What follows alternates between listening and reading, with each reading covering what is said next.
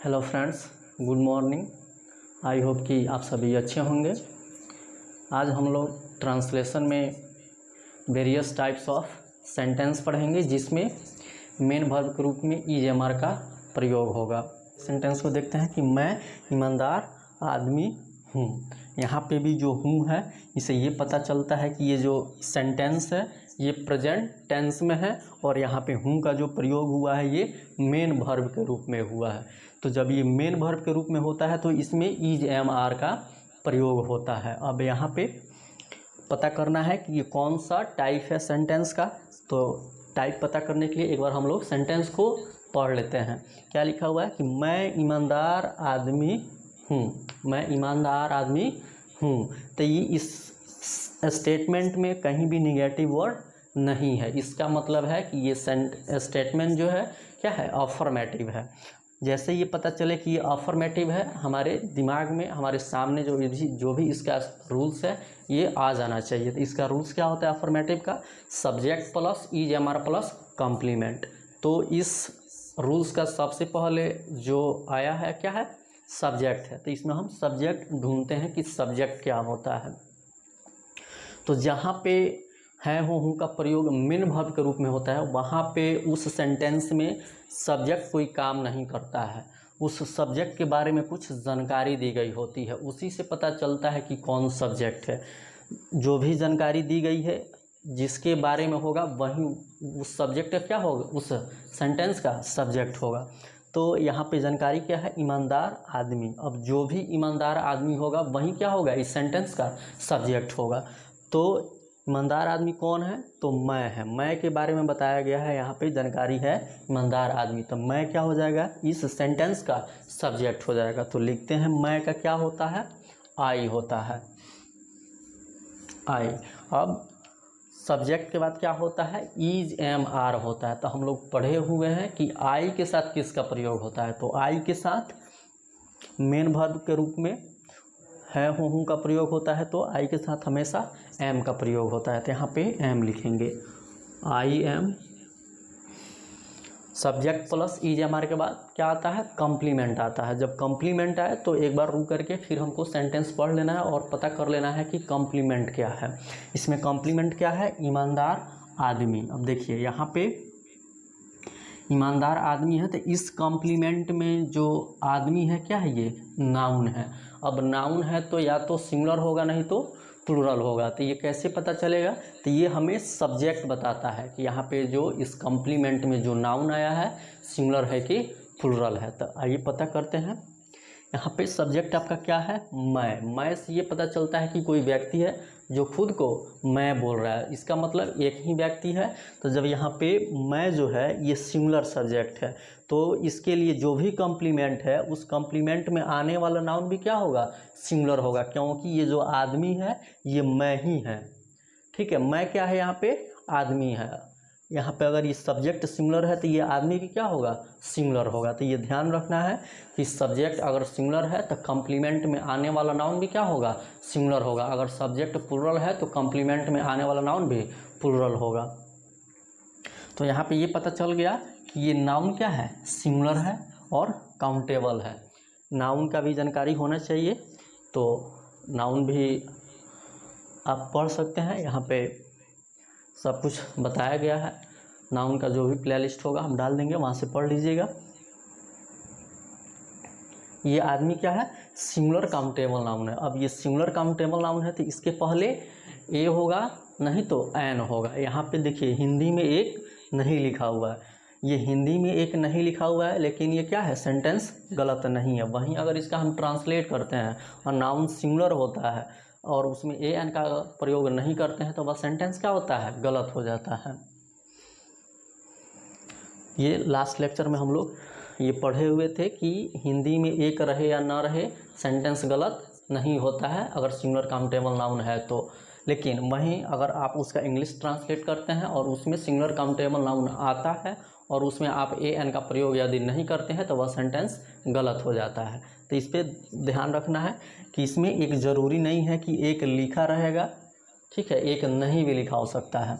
चलिए यहाँ पे एक नहीं लिखा हुआ है तो हमको क्या करना है, अगर नाउन आया है तो उसको सब्जेक्ट से पता कर लेना है कि नाउन है तो सिंगुलर है कि प्लूरल है। अगर आपका सब्जेक्ट सिंगुलर है तो कॉम्प्लीमेंट का नाउन भी सिंगुलर होगा, अगर आपका सब्जेक्ट प्लूरल है तो कॉम्प्लीमेंट का नाउन भी प्लूरल होगा। तो यहाँ पे क्या पता चला है, मैं क्या है सिंगुलर है, तो यहाँ पे ये आदमी भी सिंगुलर होगा। तो ये नाउन केवल बताता है कि इसके पहले ए एन होगा, ये नहीं बताता है कि ए होगा कि एन होगा।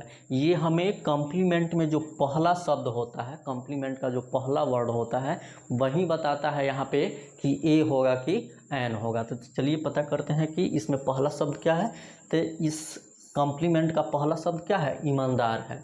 तो ईमानदार ही बताएगा कि यहाँ पे ए होगा कि एन होगा। अब ईमानदार का स्पेलिंग क्या होता है, HONEST। इसका प्रोनाउंसिएशन होता है ऑनेस्ट। ये एच से शुरू होता है इसका स्पेलिंग, लेकिन इसका प्रोनाउंसिएशन अ साउंड से शुरू होता है, ऑनेस्ट। और हम लोग जानते हैं कि अ से लेकर के अ तक क्या होता है, ववेल साउंड होता है।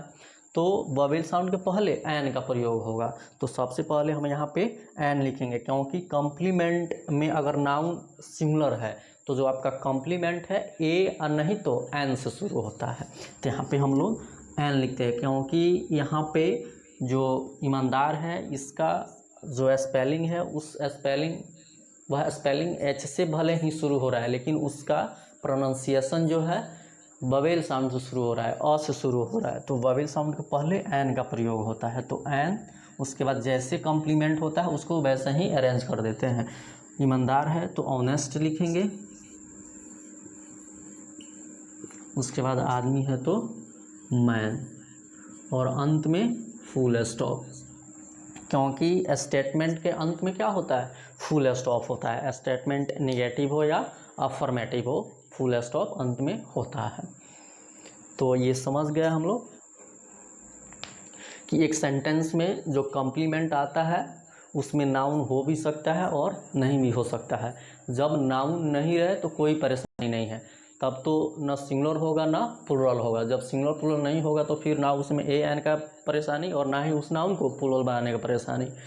तो उसको क्या करेंगे, सब्जेक्ट वर्ब और जैसे कॉम्प्लीमेंट रहेगा उससे उसको अरेंज कर देंगे। लेकिन जब कॉम्प्लीमेंट में कोई नाउन आ जाता है तो परेशानी बढ़ जाता है। वहाँ पे नाउन को पता करना होता है कि नाउन यहाँ पे सिंगुलर है कि प्लूरल है। तो ये हमें सब्जेक्ट बताता है कि नाउन सिंगुलर है कि प्लूरल है। अगर सब्जेक्ट सिंगुलर है तो नाउन भी सिंगुलर होगा, सब्जेक्ट प्लूरल है तो नाउन भी प्लूरल होगा।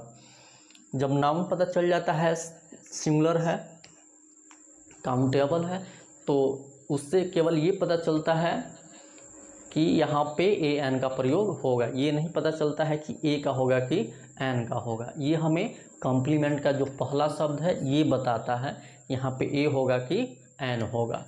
ठीक है, तो कॉम्प्लीमेंट में जो भी पहला शब्द होता है अगर उसका जो उच्चारण होता है ववेल साउंड से शुरू होता है तो एन होता है, कंसोनेंट साउंड से शुरू होता है तो ए होता है। ठीक है, और एक और बात की, सेंटेंस में ये ज़रूरी नहीं है हिंदी सेंटेंस में कि किसी सिंगुलर काउंटेबल नाउन के पहले एक का प्रयोग हो। ये एक का प्रयोग हो भी सकता है और नहीं भी हो सकता है। हो सकता है जब एक का प्रयोग रहेगा तो हमें स्पष्ट दिखाई देगा कि यहाँ पे नाउन क्या है, सिंगुलर है, और यहाँ पे एक का प्रयोग हुआ है तो हमें ए एन का प्रयोग करना होगा। लेकिन जब एक का प्रयोग नहीं होता है तब परेशानी बढ़ जाता है। तब हमें पता करना होता है खुद से कि यहाँ पे जो नाउन है सिंगुलर है कि प्लूरल है। तो उसके लिए हमें सब्जेक्ट को पकड़ना पड़ता है। अगर सब्जेक्ट सिंगुलर है तो यह नाउन भी क्या होता है, सिंगुलर होता है। अगर सब्जेक्ट प्लूरल है तो यह नाउन भी प्लूरल होता है। तो अगर सब्जेक्ट सिंगुलर है तो उसमें नाउन भी सिंगुलर होगा। अगर हम उसका इंग्लिश ट्रांसलेट करते हैं, हिंदी में जैसे एक नहीं दिया है तो हम भी सोचे कि हिंदी में नहीं दिया है तो इंग्लिश में भी हम ए एन का प्रयोग नहीं करेंगे। लेकिन हिंदी में अगर एक का प्रयोग नहीं है तो हिंदी सेंटेंस गलत नहीं होगा। लेकिन वहीं इंग्लिश ट्रांसलेट उसका करते हैं और उसमें हम ए एन का प्रयोग नहीं करते हैं तो वह सेंटेंस गलत हो जाएगा। इसलिए हमें सावधान रहना है कि नाउन अगर सिंगुलर हो तो उसमें ए एन का प्रयोग ज़रूर करें। ठीक है, नाउन सिंगुलर हो और काउंटेबल हो तो उसके पहले ए एन का प्रयोग ज़रूर करें, नहीं तो सेंटेंस गलत हो जाएगा। ठीक है, तो इससे तो केवल ये पता चलता है नाउन से कि ए होगा कि एन होगा। तो कॉम्प्लीमेंट में जो पहला शब्द होता है वही बताता है कि ए होगा कि एन होगा। उसके उच्चारण के जो साउंड होता है, जिस साउंड से उसका उच्चारण शुरू होता है, उससे पता चलता है कि ए होगा कि एन होगा। तो आज हम यहीं तक रहने देते हैं। अगले लेक्चर में फिर हम इससे आगे पढ़ेंगे और बहुत सारे एग्जाम्पल से समझेंगे। अगले लेक्चर में हम निगेटिव सेंटेंस पढ़ेंगे और भी इससे अलग एग्जाम्पल्स को लेकर के समझेंगे। आज हम लोगों का समझने का यही था कि किसी सेंटेंस में सिंगुलर काउंटेबल नाउन हो भी सकता है और नहीं भी हो सकता है। अगर सिंगुलर काउंटेबल नाउन है तो उस सेंटेंस में उसके साथ एक का प्रयोग हो भी सकता है और नहीं भी हो सकता है, ठीक है। लेकिन जब उसका हम इंग्लिश ट्रांसलेट करते हैं तो उसमें ए एन का प्रयोग करना ज़रूरी होता है, अनिवार्य है, नहीं तो सेंटेंस आपका गलत हो जाएगा।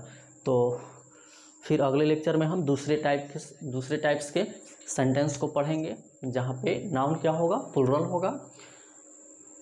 अगर लेक्चर अच्छा लगा हो तो उसे लाइक कीजिए, शेयर कीजिए, चैनल को सब्सक्राइब कीजिए, बेल आइकन को प्रेस कीजिए ताकि कोई भी वीडियो आए तो सबसे पहले नोटिफिकेशन आपको मिले और आप उसका लाभ उठा सकें। हमारे साथ बने रहने के लिए आप सभी को बहुत बहुत धन्यवाद। Okay, thanks.